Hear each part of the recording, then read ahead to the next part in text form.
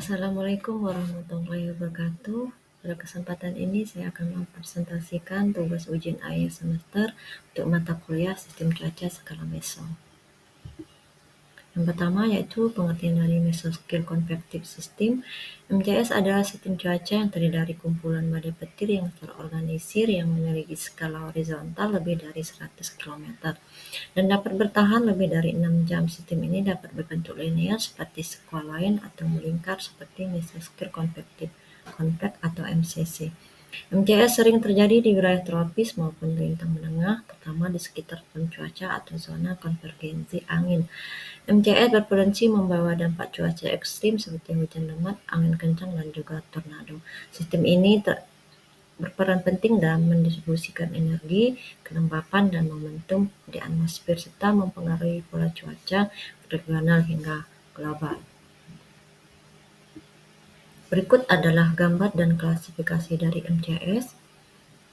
Klasifikasi MCS berdasarkan bentuknya dibagi dua tipe, yaitu tipe linear mencakup tropical squall dan squall lain, dan tipe sirkular atau melingkar dari klaster awan, badai tropis, dan MCC, sedangkan berdasarkan lokasinya berbentuk di wilayah tropis dan lintang menengah. Pada diagram menggambarkan interaksi dan hubungan antara berbagai tipe MCS, yaitu bau ekos, squall lain, dan juga MCC.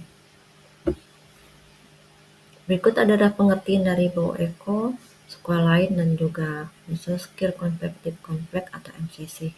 Bau eko adalah sistem konvektif memiliki bentuk melengkung seperti busur panah, memiliki skala kecil hingga menengah dengan panjang 20 hingga 200 km.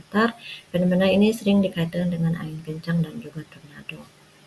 Selanjutnya, sekual lain merupakan salah satu jenis konvektif berskala meso yang berbentuk linear dari serangkaian badai atau sel konvektif yang tersusun memanjang dalam pola garis. Sistem ini biasanya berkembang dalam kondisi atmosfer yang mendukung pergerakan konveksi secara terorganisir. Sedangkan MCC adalah fenomena yang pertama kali ditemukan oleh Maddox pada tahun 1980, di mana fenomena ini dicirikan dengan adanya perisai awan yang berbentuk kuasi-sirkular, hampir lingkaran, dengan eksentrisitas 0,7 dan memiliki masa hidup lebih kurang dari 6 jam. Fenomena MCC menyebabkan terjadinya cuaca buruk dan juga cuaca ekstrim. Ciri, syarat pembentukan sekual lain, dan karakteristik dari tropical squall lain.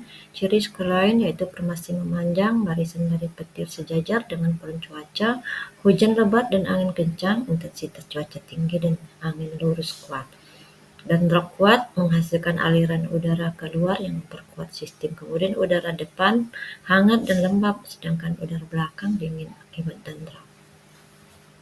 Selanjutnya syarat pembentukannya yaitu ketidakstabilan atmosfer yang signifikan, disertai angin vertikal, perbedaan kecepatan dan arah angin, kemudian konvergensi dan divergensi angin menciptakan kondisi yang mendukung pertumbuhan awan. Kemudian karakteristik tropical squall lain terjadi di daerah tropis dengan suhu permukaan yang kuat dan hangat, biasanya disertai dengan curah hujan yang intens dalam waktu singkat, kemudian dapat menghasilkan angin kencang dan juga petir. Berikut adalah parameter Froude number dan klasifikasinya. Parameter Froude number, kecepatan aliran, kecepatan gelombang gravitasi, kedalaman fluida, serta percepatan gravitasi. Di mana klasifikasi Froude number yaitu subkritis jika Froude number kurang dari 1, sehingga gelombang dapat bergerak ke arah hilir dan hulu. Kritis jika Froude number sama dengan 1, artinya kecepatan aliran sama dengan kecepatan gelombang, dan superkritis yaitu jika Froude number lebih besar dari 1, artinya gelombang hanya dapat bergerak ke arah hilir. Berikut adalah mekanisme dari sea breeze flow, yaitu perbedaan pemanasan. Pada siang hari, daratan memanas lebih cepat daripada laut, akibatnya udara di atas daratan menjadi lebih hangat dan ringan, sehingga naik ke atmosfer. Kemudian pembentukan tekanan rendah di daratan. Udara panas di atas daratan naik membentuk area tekanan rendah. Sebaliknya, udara di atas lautan yang lebih dingin tetap lebih stabil dan berat dan menciptakan tekanan tinggi di laut. Kemudian angin laut, udara yang lebih dingin dari laut bergerak ke arah daratan dan menciptakan angin laut. Kemudian zona konvergensi, di pertemuan udara panas dan dingin terjadi pengangkatan udara atau konvergensi yang dapat memicu pembentukan awan dan juga hujan. Kemudian karakteristik dan fase pertumbuhan dari supersel. Karakteristiknya itu ditandai dengan adanya mesosiklon, yaitu pusaran arus naik yang berputar ke atas. Supersel sering disebut sebagai badai petir yang berputar. Kemudian dapat bertahan selama berjam-jam dan biasanya terisolasi dari badai lainnya. Berukuran bervariasi dari kecil hingga besar dan sering menghasilkan hujan lebat, hujan es, juga angin kencang. Memiliki dasar awan yang tinggi dengan hujan ringan dan potensi hail besar. Kemudian terjadi dalam kondisi sangat lembab, di mana hujan menyelubungi area sekitar hot cloud dan tornado. Kemudian fase pertumbuhannya, pada fase awal, pada tahap ini awan mulai terbentuk dan berkembang dari awan cumulonimbus. Proses konveksi yang kuat terjadi dan ada pergerakan udara naik yang signifikan. Suhu dan kelembapan yang tinggi di permukaan menyediakan energi bagi awan untuk tumbuh lebih tinggi. Kemudian fase dewasa, supersel mencapai ketinggian maksimum dan memiliki struktur yang jelas dengan bagian atas awan yang berbentuk khas atau anpil. Pada fase ini terjadi curah hujan yang inten, petir, dan kadang-kadang angin kencang.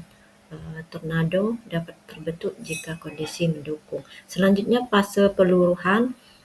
Setelah mencapai puncak kekuatan, supersel mulai kehilangan energi, dan proses ini biasanya ditandai dengan penurunan intensitas hujan dan petir. Awan mulai membubarkan diri dan sistem cuaca akan mereda. Berikut adalah dampak dari supersel, yaitu terjadinya tornado, angin kencang, hujan es, dan juga banjir. Sekian dan terima kasih.